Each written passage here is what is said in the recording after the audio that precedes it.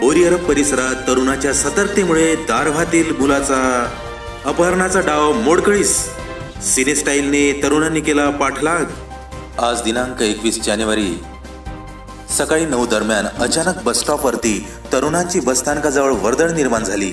जणू अपघात झाला की काय, पण अचानक एक मारुती 800 ही दारव्हावरून बोरी परिसरात एका शाळकरी मुलाचे अपहरण करून निघाली।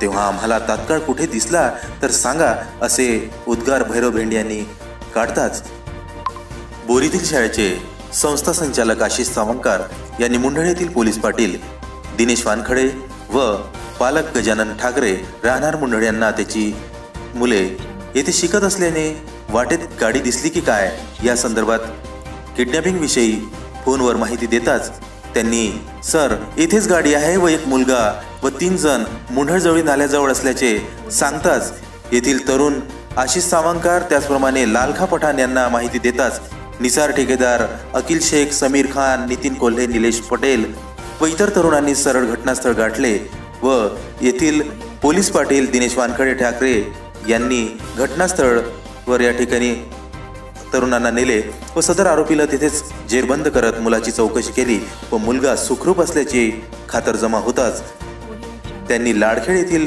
ठाणेदार सारंग मिरासी यांना लगेच दूरध्वनीद्वारे माहिती दिली। त्याचप्रमाणे दारव्हा येथील पोलीस स्टेशनला सुद्धा आशिष सावंकर आणि पोलीस पाटलांनी माहिती दिली।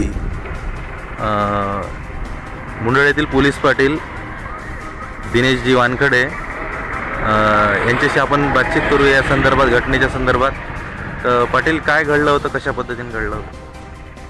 तुम्ही रोड येत असताना तिथे गाडी उभी होती, तर मी बोलत शाळेत घेऊन चाललो होतो लेकरं मुलांनी, तर सावंतकर सरचा फोन आला होता। पाटील म्हणे तुम्हाला इकडे गाडी दिसली का? मला हो सर, गाडी ह्याची आहे उभी। तर मग असं गोष्ट झाली म्हणे, किडनॅप केलं म्हणे पोट्याने। तर तिथूनच मग घटनास्थळी आम्ही पोचलो। घटनास्थळी आम्ही त्या एक तिचा माणूस आम्हाला व्यक्ती सापडला आम्हाला। दोन ते 3 जण होते, ते 2 तिथून फरार झाले आणि ते मुलगा पण घेतला।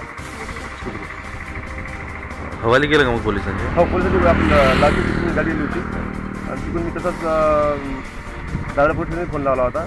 त्याला थोडंसं मारहाण केली माणसाला। तिथं मग मोठं कुठं आहे त्याला सांग बा,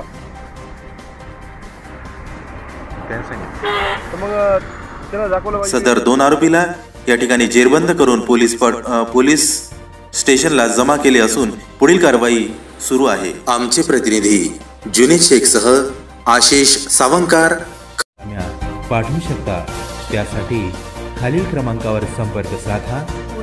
संपर्क खबर आज तक, कार्यालय बोरीअरब। अगर आपने अभी तक हमारा चैनल सब्सक्राइब नहीं किया तो अभी सब्सक्राइब करें और बेल आइकॉन को क्लिक करके हमारी लेटेस्ट वीडियोस के बारे में अपडेट जानें। सब्सक्राइब कीजिए।